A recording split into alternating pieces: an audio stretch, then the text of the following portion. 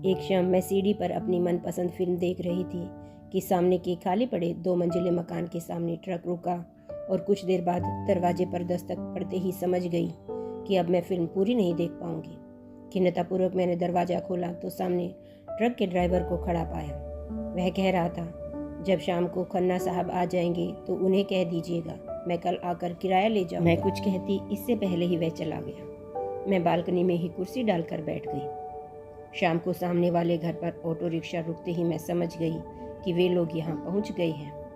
घंटे भर में नमकीन पूरी और आलू मटर की सब्जी टिफिन में पैक कर मैं नौकर के साथ सामने वाले घर पर पहुँच गई। कॉल बेल बजाने पर 5 साल की बच्ची ने दरवाज़ा खोला। तब तक खन्ना साहब अपनी पत्नी सहित वहीं आ पहुँचे। मैंने बताया कि मैं सामने वाले मकान में रहती हूँ। मिसेस खन्ना ने नमस्कार किया और बताया कि उनका ट्रांसफ़र शिमला से दिल्ली हुआ है। सफ़र से वह थकी हुई लग रही थी। घर भी व्यवस्थित करना है और बच्चे भी भूखे हैं। अभी तुरंत तो गैस का कनेक्शन भी नहीं मिलेगा। कुछ समझ नहीं आ रहा, क्या करूं?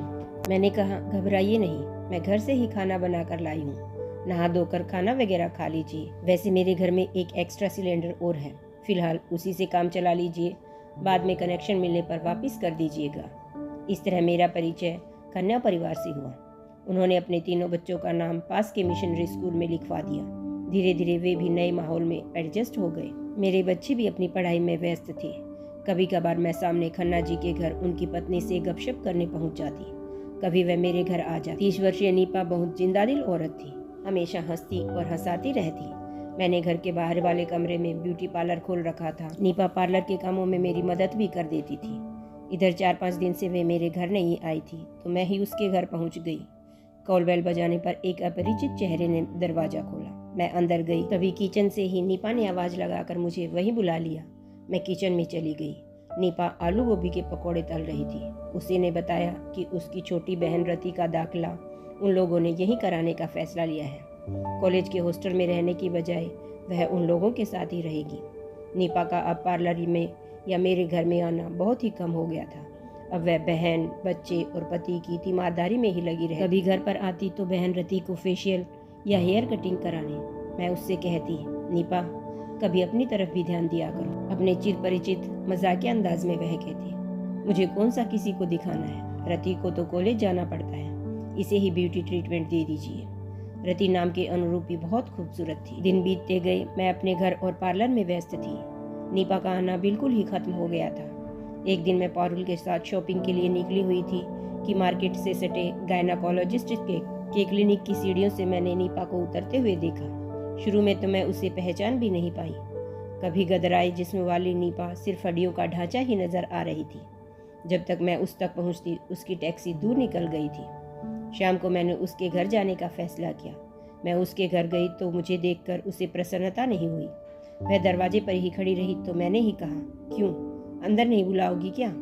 हिचकिचाते हुए वह दरवाजे से हट गई। मैं अंदर घुसी ही थी कि खन्ना साहब और रति की सम्मिलित हंसी गूंज उठी। नीपा मुझे खींचते हुए अपने कमरे में ले गई। मैंने ही शुरुआत की, सच सच बताना नीपा, बात क्या है? जोर देने पर रुका हुआ सब्र का बांध टूट गया। उसने कह दिया, दीदी आपने सही ही कहा था, मुझे खुद पर ध्यान देना चाहिए था। मैंने कभी जिस बात की कल्पना भी नहीं की थी वह हुआ। रति और विजय में नाजायज संबंध है। मैं जब रति को वापस भेजने की बात करती हूँ तो रति तो कुछ नहीं कहती, पर विजय मुझे मानसिक और शारीरिक दोनों रूप से प्रताड़ित करते हैं। कहते हैं रति नहीं जाएगी, तुम्हें जहाँ जाना है चली जाओ। रति प्रत्यक्ष में कुछ नहीं कहती, पर अकेले में मुझे घर से बाहर निकालने की जिद विजय से करती रहती है। मैं यह सब सुनकर सुन्न रह गई। मैं तो डॉक्टर के पास भी गई थी। घर में यह स्थिति है और मैं प्रेग्नेंट हूँ। मैं इससे छुटकारा चाहती थी, पर डॉक्टर ने कहा तुम बहुत कमज़ोर हो, ऐसा नहीं हो सकता। मैंने कहा तुम इतनी कमज़ोर कैसे हो गई? उसने कहा सब समय की मार है। 6 महीने बीत गए। एक रात 12 बजे विजय खन्ना हांफता हुआ मेरे घर आया। उसने बताया नीपा को ब्लीडिंग हो रही है, वह तड़प रही है, उसे हॉस्पिटल ले जाना है, प्लीज़ अपनी गाड़ी दे दीजिए। यह सुनते ही हम आनन फानन में नीपा के साथ ही हॉस्पिटल में पहुंच गए। तुरंत उसे आईसीयू में भर्ती किया गया।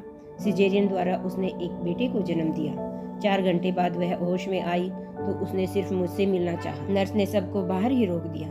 मैं जब अंदर पहुंची तो उसने अटकते हुए कुछ कहना चाहा और इशारे से मुझे अपने पास बुलाया। मैं पहुंची तो बगल में ही फलों के पास रखी हुई अत्याधुनिक टॉर्च को उसने उठाने को कहा।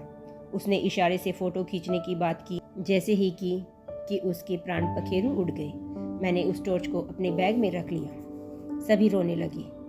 रति रोते हुए कह रही थी, दीदी का पैर फिसलना उनके लिए काल हो गया। काश उनका पैर न फिसला होता। नीपा के घर में मातमी का माहौल। नीपा के क्रियाक्रम से निपटने के बाद मैं घर में आ गई और मैं अपना ईमेल चेक कर रही थी। उसी में मुझे नीपा का मेल मिला, जिससे मुझे पता चला कि हादसे वाले दिन उसने सेल्समैन से systematic torch cum video camera खरीदा था, जो देखने में साधारण सा टॉर्च लग रहा था, परंतु वह वीडियोग्राफी और रोशनी दोनों का काम करता था। वह मुझसे मिलकर तो नहीं कह सकती थी, पर उसने मुझे ईमेल कर दिया। मैंने उस टॉर्च को उलट पुलट कर देखा तो मुझे एक कैसेट मिल गया। मैंने उसे सीडी में लगाया। ऑन करने पर जो देखा तो मैं देखते ही दंग रह गई। उसमें विजय खन्ना और रति लात घूसों से नीपा की पिटाई कर रहे थे। खन्ना की लात जोर से पेट पर पड़ने पर नीपा छटपटाती हुई फर्श पर गिरकर बेहोश हो गई। पूरा फर्श खून से लाल हो गया था। महंगी टॉर्च की असलियत जाने बगैर दोनों ने नीपा को फिजूल खर्ची के लिए पिटाई की थी।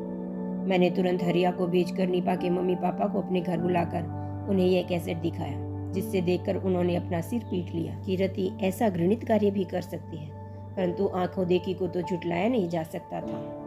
रति और विजय से पूछने पर दोनों बिफर पड़े। तब नीपा के पापा ने उन्हें सीढ़ी दिखा दी। शर्म, ग्लानि और शोभ से रति ने कीटनाशक पी लिया। अस्पताल ले जाने के क्रम में ही रति की मौत हो गई। नीपा के माता पिता ने तुरंत विजय के नाम केस फाइल कर दिया और सबूत के तौर पर सीडी को पेश किया, जिसके आधार पर अमृता की हत्या के जुर्म में विजय खन्ना को जेल की सजा हो गई। बच्चों को नाना नानी अपने साथ ले गई। मुझे इस बात की बेहद खुशी हुई कि नीपा को तड़पा तड़पा कर मारने वाले भी अपने अंजाम तक पहुंच ही गए।